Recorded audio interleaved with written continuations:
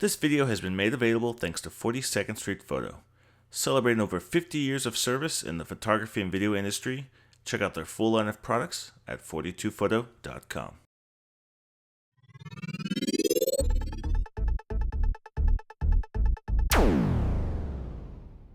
What's up, Geeksters? It's Omar from geeksterlabs.com. How are you guys doing today? Today I have a real special review. This is for a product that I've been playing with for about a month and a half now. And this is something that was sent to me free for review from 42nd Street Photo. You can check them online at 42photo.com. And they were nice enough to lend me this new Canon EOS 70D DSLR camera. And so I'm going to start this review by letting you guys know that this is not going to be a comparison review. There are many videos out there on YouTube right now that do a really good job of comparing the 60D to the 70D here, or the 6D to the 70D. I do not have enough knowledge of those other DSLRs to do a really good comparison. So if that's the type of video that you're looking for, I apologize. This video is not for you. What I really want to do is just briefly go over some of the really good features of this camera and really focus more on the video aspects and what makes this camera a really good video camera for those of you that are looking for something maybe to possibly replace your camcorder. Okay, so let's go ahead and get into some just basic features and specs, and then we'll dig into some really good details of some other things. So first off, this camera does feature a brand new 20.2 megapixel CMOS sensor, and that sensor is a dual pixel CMOS autofocus sensor, and this is something new that Canon just came out with. And let's just start out by saying that it does a superb job of autofocus. And like I said, we're going to talk more about video in just a second, but when it comes to video, this camera definitely steps it up, and it does a really good job. So the ISO rating for this camera it goes from 100 ISO to 12,800 ISO. It can even go up to 25,600 in H mode as well.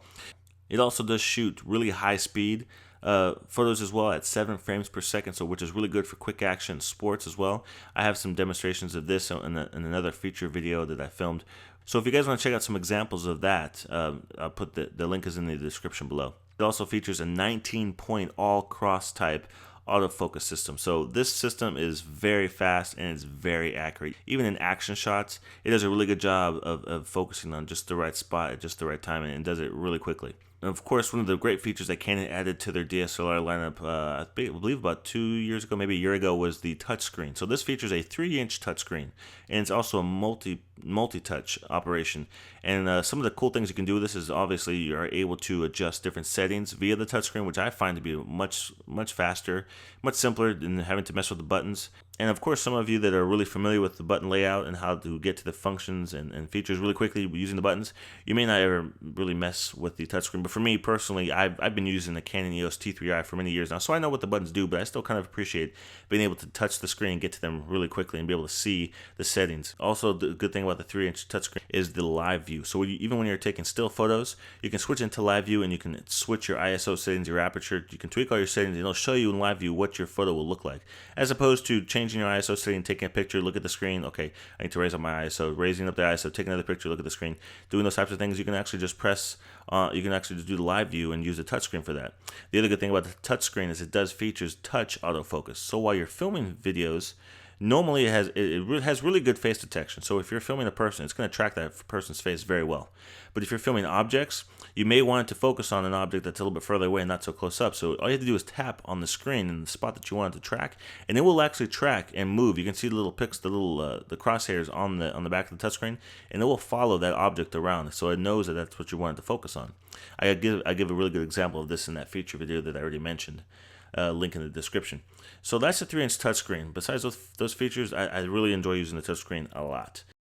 Now let's talk about another really cool feature, which is Wi-Fi. And so I also have another feature video going more in depth into Wi-Fi. But basically, Wi-Fi is an option that's only available on the 70D and the 6D DSLRs from Canon. So basically, this feature is twofold. Okay, it allows you to do one of two things. The first thing it allows you to do is send pictures wirelessly. So you can actually send pictures wirelessly to other devices, like mobile and tablet devices, which are on iOS or Android. You can send them to computers that have the included software installed on them.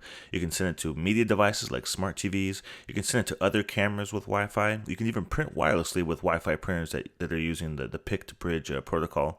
And lastly, you can send it to Canon's Image Gateway, which is like their cloud service.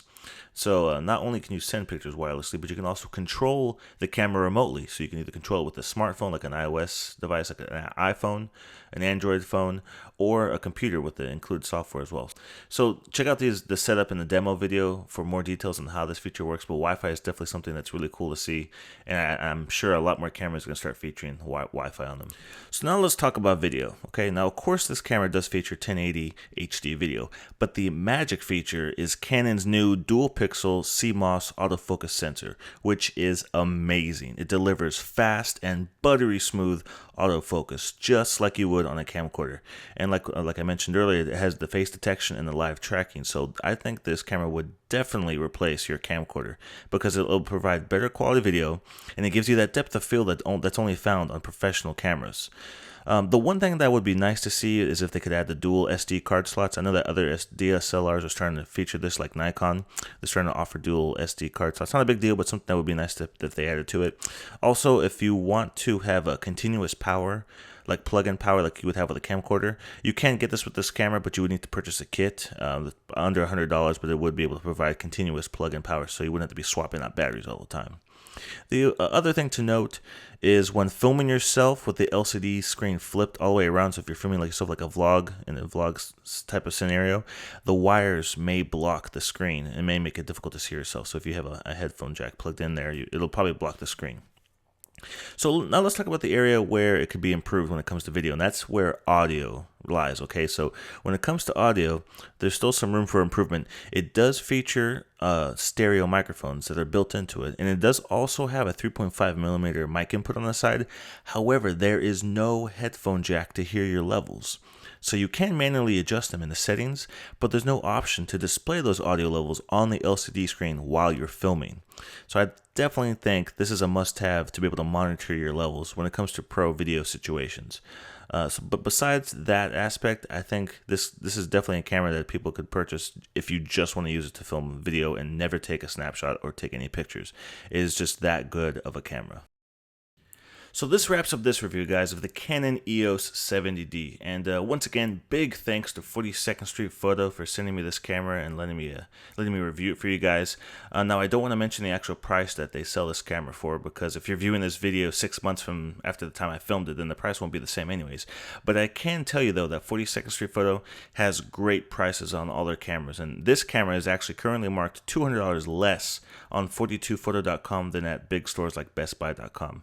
So definitely go check them out. I know that they sell legit products. I actually purchased my Canon T3i from them, and it's still the camera I've used to film all my reviews for the past 2 years. So definitely show them some love and go check out their website at 42photo.com.